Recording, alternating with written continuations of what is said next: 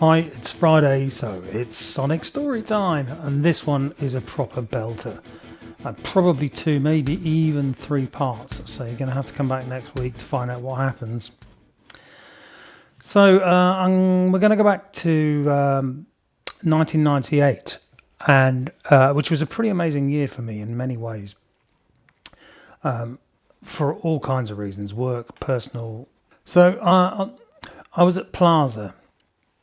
It was early in the year, and I was looking for work. I went up to Plaza to have a look around and see who I bumped into, really, to see what if there was anything about that I could get involved in. And bimbling through the exhibition, I bumped into none other than the great Mick Staplehurst, bemused of SSE. Mick has one of those kind of outlooks on life that he seems to be permanently bemused, and that amused me. But anyway, we got nagging, and I said, look, have you got any work? And he said, well, you know what, I might have just the thing for you, in a slightly kind of mysterious way. So naturally I was intrigued, because I like a bonkers job, me. But he said, look, I'll give you a buzz and let you know, but it'll be probably next month coming up. I don't think this was March or April, I can't remember. So anyway, move forward a day, and the phone rings, and he said, "Look, okay, this is the idea. This is a job in Tajikistan for the Aga Khan Foundation." Now, the Aga Khan I'd heard of, Tajikistan I hadn't. I didn't even know this country existed. He couldn't tell me much, so I thought I'd do some investigation myself. And first of all, I found out where it is, and it's kind of sandwiched between China in the north. I think it's not Turkmenistan, it's one of the other stans. There's loads of stans around there. Afghanistan in the southeast. South and southwest. And Uzbekistan, Turkmenistan, whatever. Very mountainous. It's got the Pamir mountain range running through it, which joins on to the Himalayas as you go further east. And it was listed on the CIA website as a place where it wasn't recommended to travel to. So I thought, well, that makes it all the more interesting as far as I'm concerned, so let's go and have a look. For some time, nothing really happened, and I had some dates in the diary, but they kept moving, as these things tend to do. And there wasn't much information forthcoming about anything. But one day the call came, and it was, get yourself down to Manston Airfield in Kent tomorrow, and you take it from there. So I packed up my stuff and jumped on a train all the way out to Margate and got a cab to Manston. Now, Manston is an airfield right out on the far eastern end of Kent, with one of the longest runways in Europe, I think. And it was a very busy place during the Second World War, and is now, or was in 98, I don't know what it's doing now, but in 98 was the place where they send things like 747s to die. And the airfield was littered with the carcasses of these great aeroplanes that had seen better days.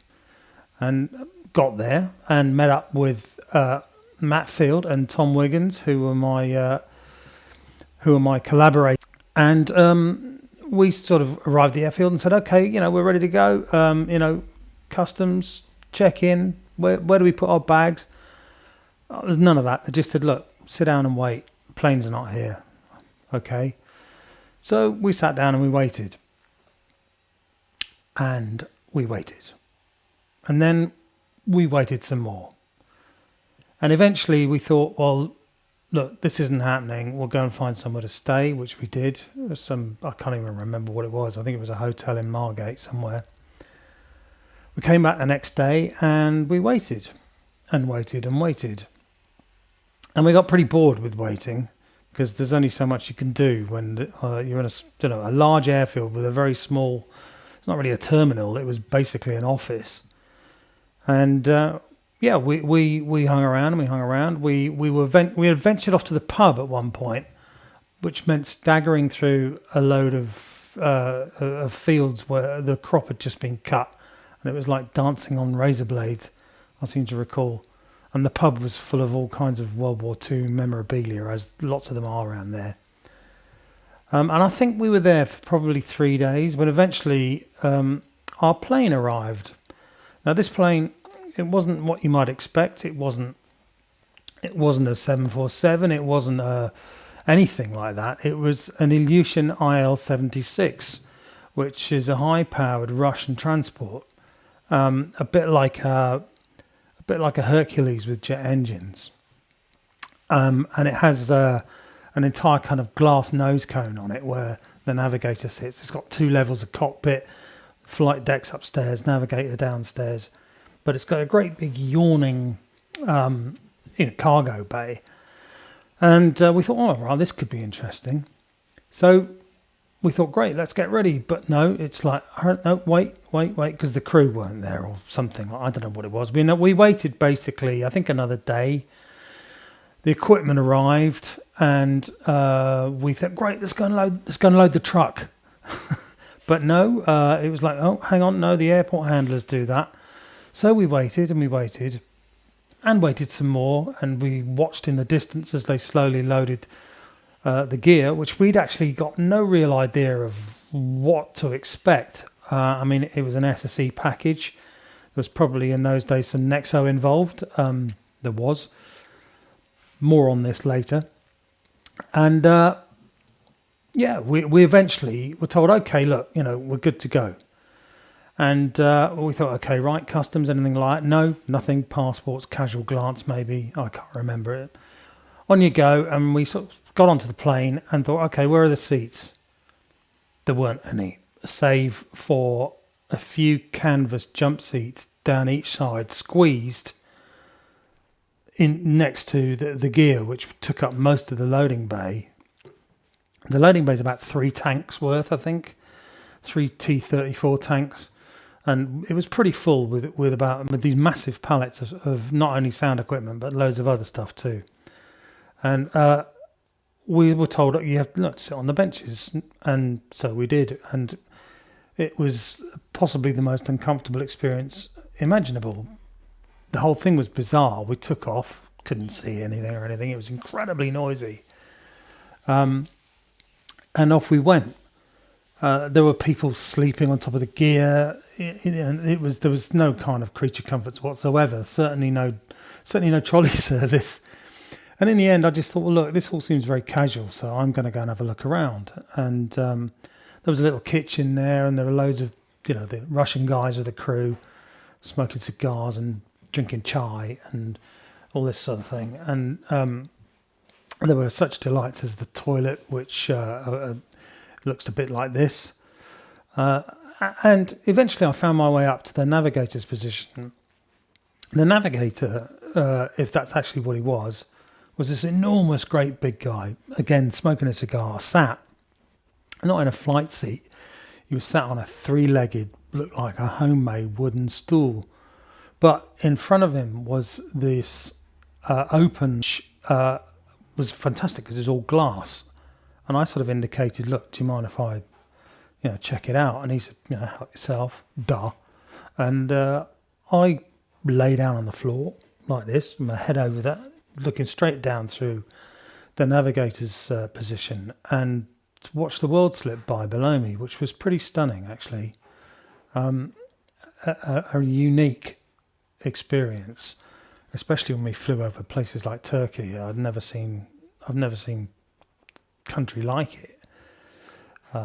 And we didn't know anything about what was going to happen on the flight, but we were refueling at Ankara in Turkey, and I spent the whole descent into Ankara, including a landing, in the nose cone of this. So watching the runway come up really, really fast and really close was dead exciting. And when we took off again. So the flight on the whole was pretty uneventful, but in this amazing aircraft.